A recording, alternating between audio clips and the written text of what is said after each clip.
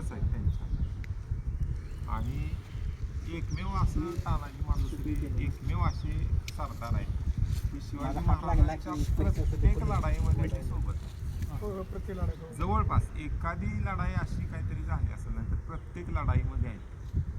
म्हणजे प्रत्येकाच्या युद्धाच्या वेळेला तर आपलं उल्लेख आहेच आहे तानाजी मालुसरेंचा आहेच. फत्तेखानाचं युद्ध, शाहिस्तेखानाचं युद्ध, परत प्रतापगडच्या युद्धामध्ये पण त्यांच्यावर एक विशेष कामगिरी दिली. तर प्रतापगडच्या युद्धामध्ये त्याच्यानंतर शाहिस्तेखाना जे झालं त्याच्यामध्ये होते.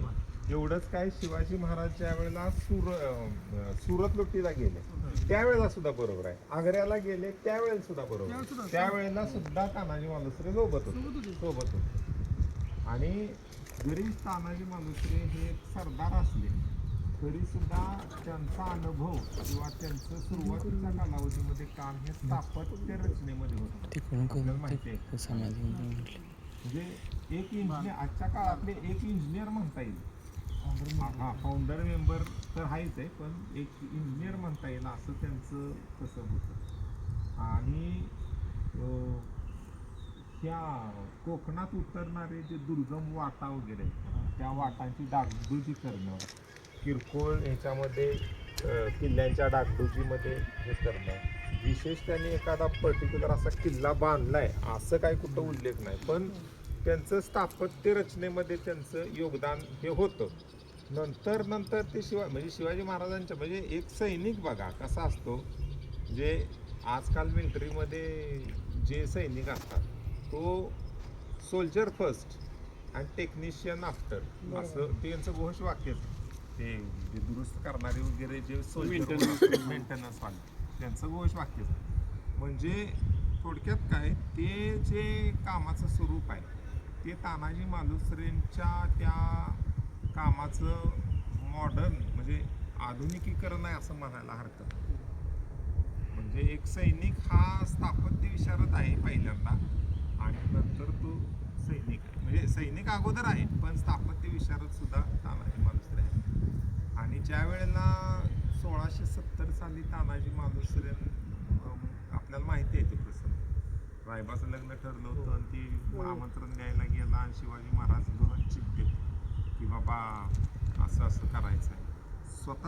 स्वतः शिवाजी महाराज तो किल्ला घ्यायला निघाले होते. का निघाले होते तर तो किल्ला घेणं किती महत्त्वाचं आहे हा तो काळ समजेल. आपण वाचनावर येऊ का नाही त्यावेळेला ते जरा सविस्तर आपण त्याच्यावरती बोलू, तेवढा वेळ नाही. तर त्यांना तो काळ सांगतो, तो किल्ला ताब्यात घेणं हे किती महत्त्वाचं आहे तो काळ सांगतो. पण तानाजी मालुसरेंनी जाऊ दिलं नाही शिवाजी महाराजांना, स्वतः मोहीम अंगावरती घेतली. मासाहेब म्हटल्या कशाला जातोय तान्या, मुलाचं लग्न आहे कशाला जातोय, तुझी इच्छा असेल तर म्हणजे शिवबाराजांना मी पाठवत नाही, दुसऱ्या कोणाला तर पाठवते हरकत नाही, पण तू कशाला जातोयस असं नाही म्हणे. आधी लगीन कोंडाण्याचं असं, म्हणजे कोंडाण्याचं त्यावेळेला कोंडाणा नाव होतं. योगायोग बघा, सिंहगड हे नाव आहे ना, सिंहगड हे नाव तानाजी मालुसरे ज्या वेळेला धारातीर्थी पडले ना त्याच्या अगोदरचं नाव आहे खरं तर सिंहगड. आणि गड आला पण सिंह गेला असं म्हटलं जातं आणि पुन्हा सिंहगड नाव ठेवलं अशातला प्रकार नाही. सिंहगड हे नाव पूर्वीचंच आहे, पण नीतीचा योगायोग बघा, सिंहगड आणि तो नंतरचा प्रसंग याची सगळी सांगड जुळून आल्यासारखं. आणि तानाजी मालुसरे गेलेच आपल्याला माहिती आहे, त्या इतिहासात जाता येणार नाही. पण ज्या वेळेला तानाजी मालुसरे पडले ना त्यावेळेला ज्या वेळेला ते सिंहगड बघायला आले, राजगडवरून सिंहगड बघायला आले, विजयीचा एवढा विजय उत्सव केला. सिंहगडावरनं एक गवताची गंजी पेटवली, इशाऱ्यासाठी गंजी पेटवली होती. आणि त्या गंजीचा धूर ज्यावेळेला राजगडावरून दिसला त्यावेळेला म्हणजे मासाहेबांना जिजाऊंना समजलं की बाबा किल्ला घे.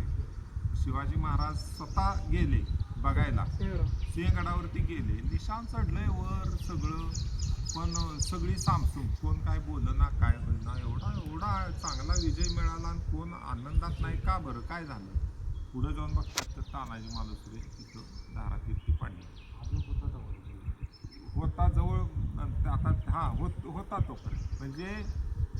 आणि ज्या वेळेला तानाजी मालुसरेंनी प्राण सोडला ना त्यावेळेला शिवाजी महाराजांच्या आयुष्यामध्ये असा एक प्रसंग आलाय की म्हणजे महाराज अक्षरशः ओक्साबोक्षी रडले म्हणजे इतर कुठला कोण दारात इथे पडल्यानंतर शक्यतो राजाला रडायचं नासवं गाळायची परवानगी नाही. पण तो प्रसंग असा आहे की तिथं स्मशानात जायची सुद्धा परवानगी नाही राजाला. पण त्या प्रसंगी महाराज हे ओक्साबोक्षी अक्षरशः रडले. म्हणजे ते आपल्याला प्रसंग म्हणजे तो प्रसंगावरून वाटतं की दोघांच्या मध्ये किती मैत्री होती, किती चांगलं नातं होतं. जाऊ नको म्हणत होते महाराज पण त्यांना ऐकलं पण गेला तो. आणि पण त्याच्यानंतर पडल्यानंतर राजगडवरती आणलं त्यांचं प्रेत. राजगडवरती आणलं. राजगडवरती थोडा वेळ ठेवलं आणि तिथून महाराजांनी सांगितलं की उमरठमध्ये न्या. आता त्या बोर्डवरती मी वाचलं की त्यामध्ये म्हटलंय की स्वतः महाराज आले कलेवर घेऊन इथंपर्यंत आले असं म्हटलं.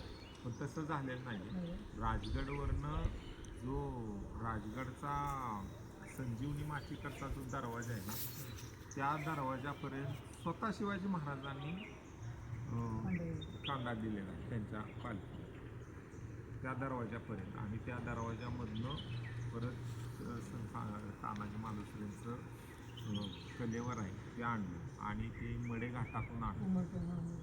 मडे घाट म्हणून त्या घाटालाच नाव पडलंय ते तेवढ्यासाठीच. नाही वरंदा दुसरा आला, मडे घाट वेगळा. शेवट्या उपांड्या आंबेनळी त्या तिथं पलीकडे बोराट्याची नाळ, सिंगापूर नाळ आपली मोहीम पण आली होती का सिंगापूर नाळ. सिंगापूर नाळ ही दक्षिणेला आली आणि त्याच्या अगोदर सिंगापूर नाळ आहे वाटच आहे तिथं खाली सिंगापूर. त्या सिंहपूर नाव होतं पूर्वीचं जे अपभ्रंश सिंगापूर पडले एवढाच. ते मडे घाटात आपली मोहीम पण एकदा मडे घाटातून उतरली.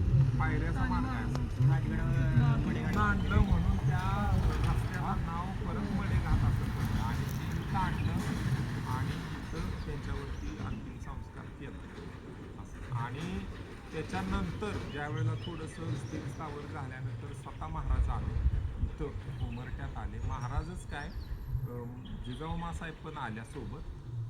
आणि मग रायबाचं लग्न स्वतः शिवाजी महाराज त्यावेळेला उपस्थित होते. आणि लग्नाच्या त्या प्रसंगी म्हणजे किमान 2-4 दिवस इथं राहिले महाराज आणि जिजाऊ माँसाहेब. म्हणजे केवळ तानाजी मालुसरे पडले म्हणून त्यांच्या लग्नाला आले अशातला भाग नाही. तानाजी मालुसरे हे अगदी लहानपणाचे त्यांचे सवंगडी होते. जर तो प्रसंग घडला नसता किंवा तो जर किल्ला जिंकायचा हा जर म्हणजे वेळ नसती त्यावेळेला तरी सुद्धा महाराज माँसाहेब तिथल्या लग्नाला आले.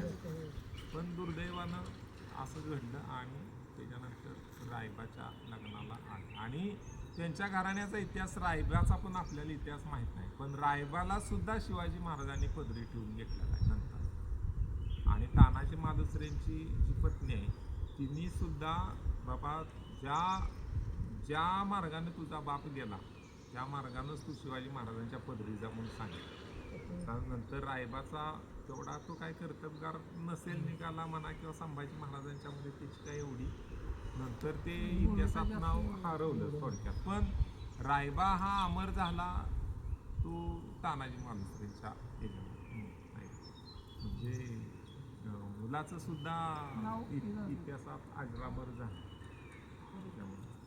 असा तानाजी मालुसरेंचा हा प्रसंग आहे. म्हणजे एकमेव असा सरदार म्हणता येईल की तानाजी मालुसरे हे प्रत्येक मोहिमेमध्ये मरेपर्यंत प्रत्येक मोहिमेमध्ये शिवाजी महाराजांच्या सोबत आहे. शेलार मामा हे त्यांचे मामा आणि हे उमरटं गाव खरं त्यांचं नव्हतं त्यांच्या मामांचं गाव असं.